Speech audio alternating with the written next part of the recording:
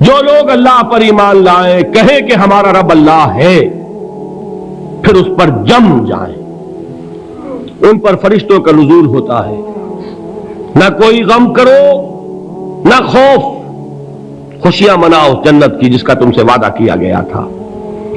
اللہ کی ربوبیت پر اطمینان جب انسان کو ہو جاتا، میرا رب اللہ ہے، ربی اللہ، انسان کے لیے نہ کوئی کھٹکا، نہ کوئی خطرہ، نہ کوئی خوف، نہ کوئی حزن۔ جو کچھ ہو رہا ہے کس کے اذن سے ہو رہا ہے؟ اللہ کے اذن سے۔ اللہ کے اذن کے بغیر پتا تک نہیں ہلتا۔ یہ کوئی اندھا بہرا مادہ نہیں ہے جس سے مجھے کوئی خوف ہو۔ اندھا بھینسا چلا آ رہا ہو اس سے تو ڈرنے کا ہر انسان کو ڈرنا چاہیے، نہ معلوم کس کو ٹکر مار دے، لیکن نہیں، اس کائنات کو چلانے والا ایک سمیع و بصیر خدا ہے، وہ جو میرا دوست ہے، میرا ولی ہے۔ اللہ ولی الذین آمنوا یخرجہم من الظلمات الی النور۔ اللہ اہل ایمان کا ولی ہے، ساتھی ہے، پشت پناہ ہے، مددگار ہے، حمایتی ہے۔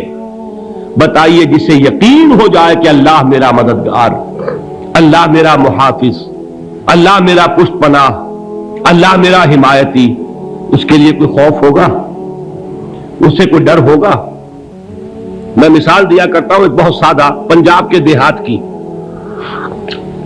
وہ بڑا چودھری ہے اور کوئی غریب کسان ہے۔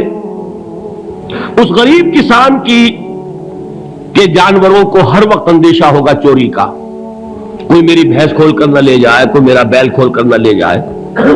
لیکن جس کے بارے میں یہ سب کو معلوم ہو کہ وہ جو بڑا چودھری ہے وہ اس کا دوست ہے، اس کی بچیا کو کوئی خوف ہوگا؟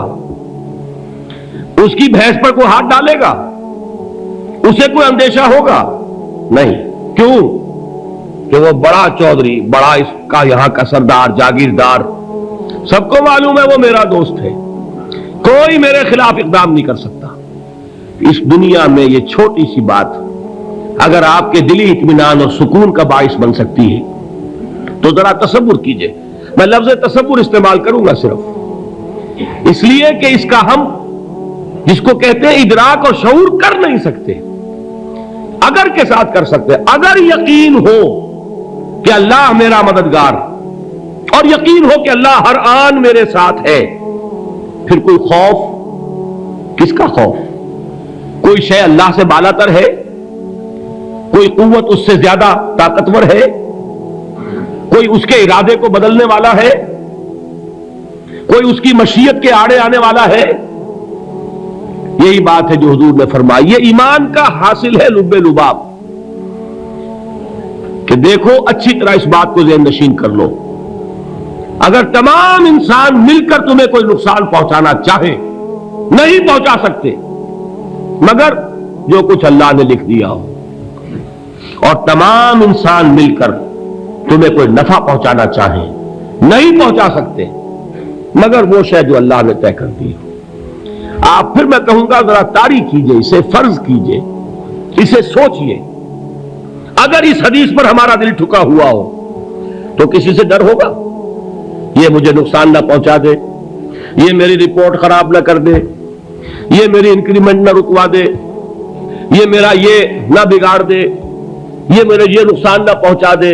اس کا ڈر، اس کا ڈر، اس کا خوف، اس کی خوشامد، اس کے لیے جا کر طرح طرح سے اپنی عزت نفس کو ذلیل کروانا اس کے سامنے، یہ سب کچھ کیوں کرتا ہے انسان؟ جب سمجھتا ہے کہ اس کے ہاتھ میں میرا کوئی نفع ہے، اس کے ہاتھ میں میرے لیے کوئی ضرر ہے، یہ مجھے کوئی گزن پہنچا سکتا ہے، یہ مجھے کوئی نقصان پہنچا سکتا ہے، یہ میرا کوئی کام بنا سکتا ہے، یہ میری کوئی ضرورت پوری کر سکتا ہے، اسی کا نام شرک ہے۔ جہاں آپ نے یہ سمجھا کہ غیر اللہ کے اندر کوئی طاقت موجود ہے، وہی شرک ہے۔ بتوں سے تجھ کو امید خدا سے نو امیدی، مجھے بتا تو صحیح اور کافری کیا ہے؟ شرک تو یہ ہے جس پر بھی تمہیں یہ خیال ہے، کلمہ ہے یہ کلمہ سوم، لا حول ولا قوت الا باللہ، ذرا اس پر دل کو کبھی اگر آپ تصور کریں، پھر فرض کریں، دل ٹھک جائے اس پر، کوئی طاقت نہیں۔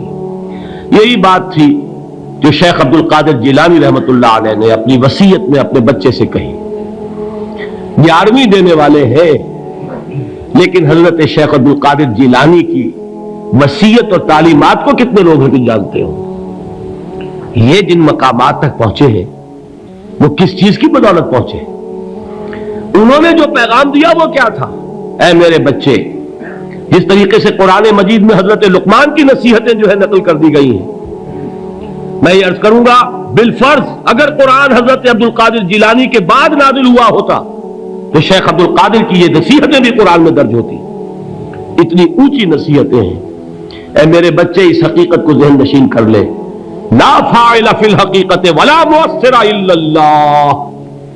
اس کائنات میں نہ کوئی فاعل حقیقی ہے نہ مؤثر حقیقی ہے سوائے اللہ کے. کسی شے میں کوئی تاثیر نہیں اگر اللہ نہ چاہے. آگ جلا نہیں سکتی اگر اللہ نہ چاہے. پانی ڈبو نہیں سکتا اگر اللہ نہ چاہے. زہر ہلاک نہیں کر سکتا اگر اللہ نہ چاہے. کوئی چیز فائدہ نہیں پہنچا سکتی اگر اللہ نہ چاہے. تو در در پہ کیوں سر جھکاتے ہو؟ در در پر کیوں جبیں سائی کرتے ہو؟ سب کے سامنے کیوں ہاتھ پھیلاتے ہو؟ ایک اللہ سے مانگو. ایک اللہ کے سامنے زمین پر اپنی جبین رکھو. لا فاعل فی الحقیقت ولا مؤثر الا اللہ.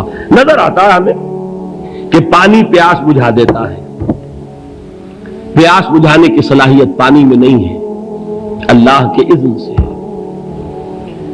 کھانا بھوک مٹا دیتا ہے. بھوک مٹانے کی صلاحیت کھانے میں نہیں ہے، اذن رب میں ہے. دیکھیے یہی یقین تھا. حضرت موسیٰ علیہ السلام کا واقعہ یاد کیجئے. سامنے سمندر آ گیا ہے. قوم دیکھتی ہے پیچھے کہ گرد و غبار کا طوفان ہے. معلوم ہوا کہ فرعون اپنے لشکر سمیت آ گیا ہے. لشکر جب چلتا تھا تیز رفتاری کے ساتھ تو گرد و غبار کا جو طوفان اٹھتا تھا اس کا تصور کیجیے. اور لمحہ بلمحہ وہ قریب آ رہا ہے. پوری قوم نے کیا کہا؟ اے موسیٰ انا لمدرکون. اے موسیٰ ہم کو پکڑے گئے. قرآن مجید میں تو یہاں وہ باتیں نہیں لکھی ہیں، لیکن تورات میں یہ درج ہے کہ بنی اسرائیل جھگڑنے لگے، دست و گریبان ہو گئے موسیٰ کے ساتھ. موسیٰ ہمیں یہاں مروایا لا کر، اس سے تو ہم ہی بہتر تھے. وہاں کھانے کو ملتا تھا، زندگی تو تھی، بیگار ہم کر رہے تھے، موت تو نہیں تھی. اب جو کچھ ہوگا اس کا تصور کرو، جس طریقے سے ہمارے ٹکڑے اڑائے جائیں گے.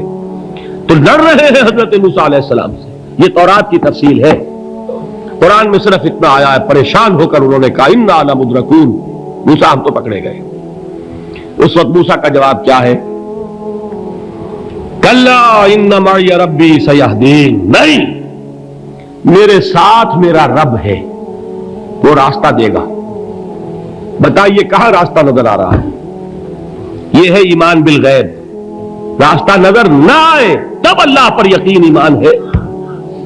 جیب میں پیسے ہوں اور تب دل کو اطمینان ہے تو ایمان کس پر ہوا؟ پیسے پر، اللہ پر نہیں.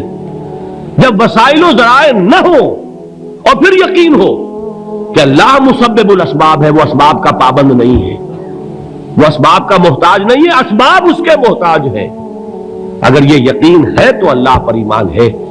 یہ نہیں ہے تو تمہارا ایمان اسباب پر ہے، وسائل پر ہے، ذرائع پر ہے، مادیات پر ہے، اللہ پر نہیں. اس وقت کہاں راستہ تھا؟ کوئی راستہ تھا؟ سمندر ہے اور ادھر سے لشکر آ گیا ہے. کلا ان معی ربی سیہدین. اب دیکھیے ایمان کہہ دینا آسان ہے، ہوا معکم اینما کنتم. جہاں کہیں بھی تم ہوتے ہو اللہ تمہارے ساتھ ہوتا ہے. لیکن اس کا یقین قائم ہو جائے تو زمین و آسمان کا فرق واقع ہو جائے. یہی بات ہوئی حضور کے ساتھ. غار ہے، چھپے ہوئے ہیں محمد رسول اللہ اور آپ کے وہ یار غار ابو بکر صدیق رضی اللہ تعالی عنہ. اقبال نے حضرت ابو بکر کی شان میں چند اشعار کہے صرف، لیکن واقعہ یہ ہے کہ بھاری بھاری نظموں پر اور قصیدوں پر بھاری ہے. طویل ترین نظمیں اور قصیدے ہوں ان پر بھاری ہے. ہمت ابو بکر کی ہمت جو ہے کشت ملت را چو ابر، جیسے بارش سے کھیتی اپجتی ہے، ابو بکر کی ہمت اور عزیمت اس امت کو اسی طرح سینچنے والی ہے۔ ثانیے اسلام و غار و بدر و قبر، وہ دوسرے تھے اسلام میں، دوسرے پہلے کون تھے؟ انا اول المومنین، حضور فرماتے سب سے پہلا ایمان لانے والا میں، دوسرے ابو بکر۔ ویسے ہمارے ہاں یہ چلتا ہے اختلاف، حضرت علی پہلے ہے کہ حضرت ابو بکر پہلے ہے، لیکن اس میں بڑی خوبصورت تطبیق قائم کی ہے علماء نے، اور بہت صحیح ہے۔ چار کے بارے میں فیصلہ ہی مت کرو کہ کون پہلے ہے، ان کی ایک عجیب تقسیم کر دی ہے۔ آزاد مردوں میں، بالغ مردوں میں سب سے پہلے ابو بکر، بچوں میں سب سے پہلے علی، خواتین میں سب سے پہلے خدیجہ، اور غلاموں میں سب سے پہلے زید بن حارثہ۔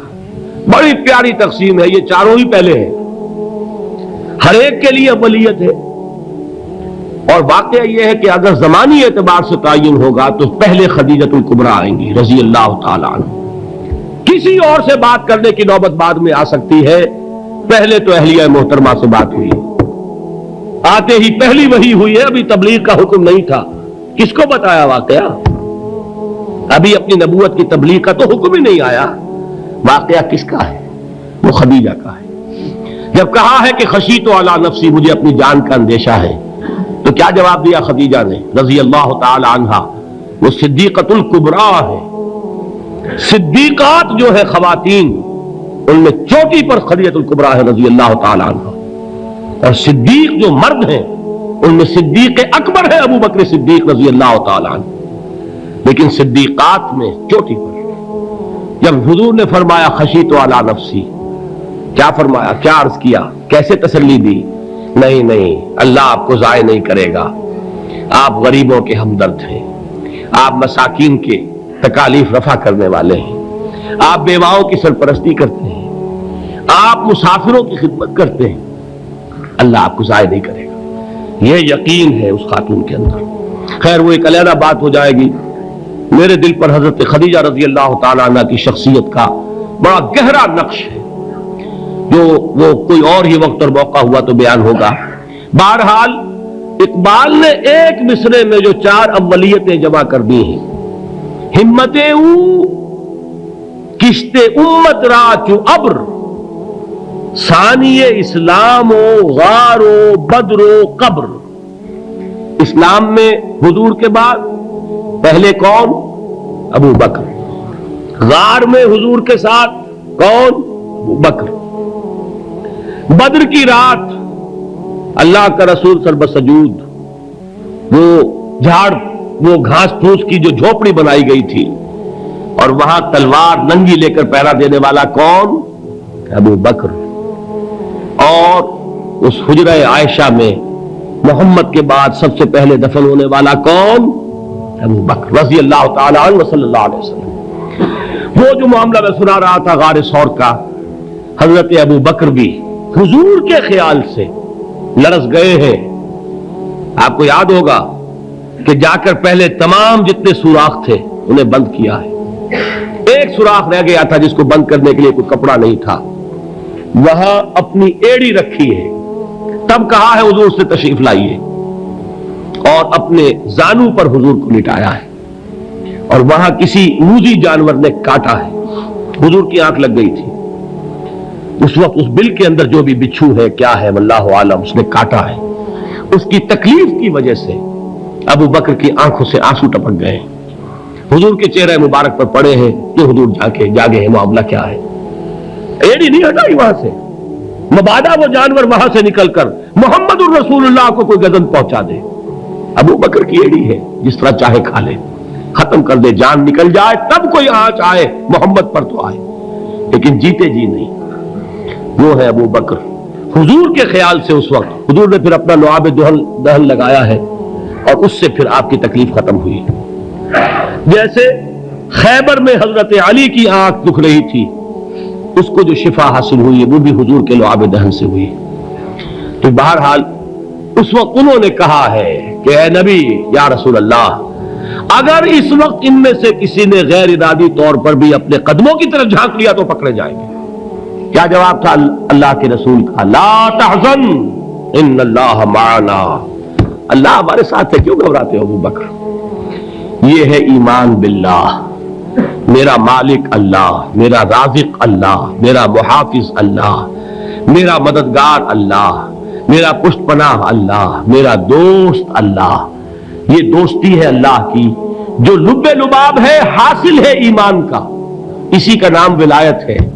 اولیاء اللہ کے سروں پر سینگ نہیں ہوتے، جس کے دل میں ایمان راسخ ہو چکا ہو وہی اللہ کا ولی ہے، جسے اللہ پر یقین ہو چکا ہے وہی اللہ کا ولی ہے، جسے یقین ہے اللہ میرے ساتھ ہے، میرا مددگار، میرا پشت پناہ، میرا ساتھی، میرا دوست، میرا محبوب، میرا محب۔